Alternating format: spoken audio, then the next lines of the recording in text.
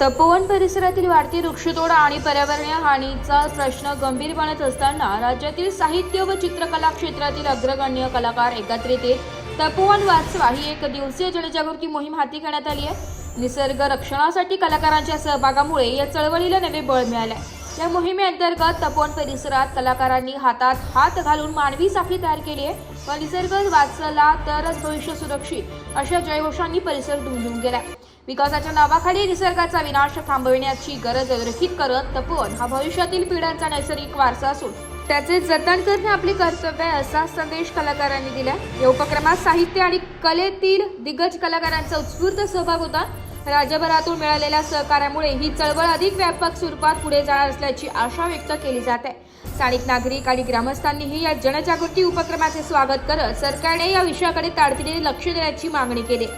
सहभागी कवी श्रीकांत देशमुख नांदेड, मंगेश नारायणराव काळे पुणे, रवींद्र इंगळे चावरेकर बुलढाणा, दागो काळे शेगाव, अशोक कोतवाल जळगाव, तुकाराम धांडे इगतपुरी, श्रीधर नांडेकर औरंगाबाद, रवी कोरडे औरंगाबाद, ऐश्वर्या पाटीकर नाशिक, सुदाम राठोड नाशिक, श्रीकांत सावळेराम ढेरंगे संगमनेर, प्रतीक पुरी पुणे, अरुण गवळी नाशिक, प्रतिभा खेरनार नांदगाव, जयश्री वाघ नाशिक, सहभागी चित्रकार संदेश भंडारी पुणे, सचिन निंबाळकर पुणे, पांडुरंग ताठे पुणे, देवदास चौधरी नाशिक।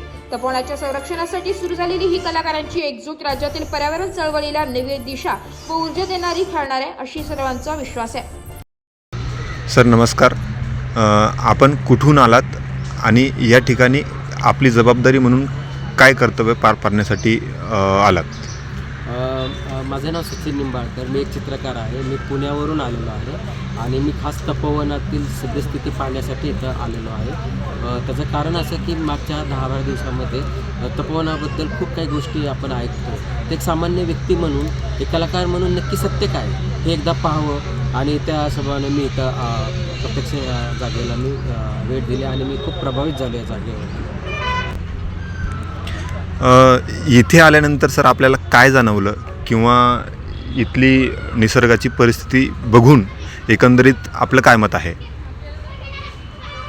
मला असं वाटतं की मी इथं ज्यावेळेस आलो त्यावेळेस माझा एक असं ही होती धारणा होती की इथले जे वृक्ष आहेत ना की ते किती वर्षापूर्वीचे असतील।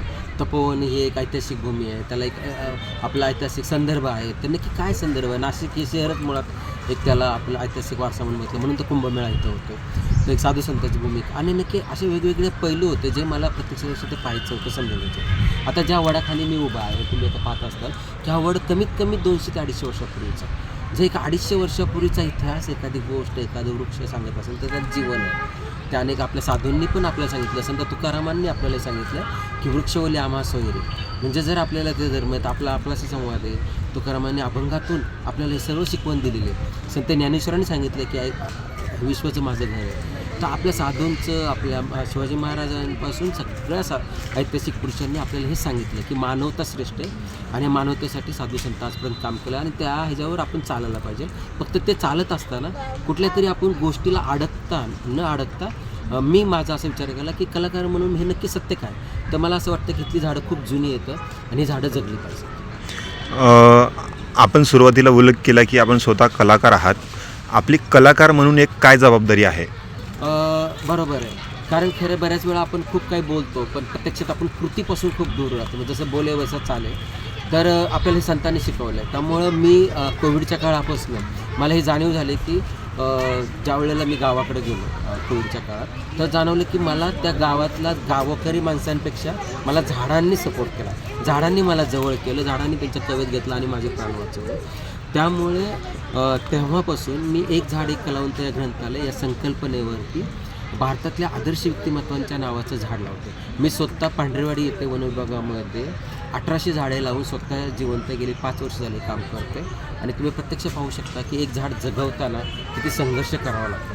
जे 250 वर्षापूर्वीचं झाड आहे त्याला अनेक पिढ्यांनी त्याला संगोपन केलेलं आहे, अनेक पिढ्यांचे तो साक्षी आहे, आपला भारतीय इतिहास सांगणारी ती घटना आहे। त्यामुळे मी ॲज अन कलाकार म्हणून सुद्धा मी हे केलं आहे। तुम्हाला असं वाटत असेल तर तुम्ही प्रत्यक्ष पांढरवाडी इथं वन विभागात जा आणि तिथे तुम्हाला जाणवेल की तिथं झाडं जगतायत आणि ती झाडांना मी स्वतः माझ्या हाताने पाणी घालवते, कारण मला ते माझं नुसतं झाड नाही आहे तर माझ्या आदर्शाचा इतिहास सांगणारी गोष्ट आहे। आणि आज हे तपोवनसुद्धा हे माझ्या आदर्शाचं, माझ्या मातृभूमीचा इतिहास सांगणारी गोष्ट आहे. म्हणून मी रामाला मानतो, मी माझ्या संतांनाही मानतो आणि माझ्या संतांचा इतिहास, माझ्या या मातृभूमीचा इतिहास जर आपल्याला जतन करायचा असेल तर आपल्याला हे झाडं आणि डोंगर जतन करावं लागेल.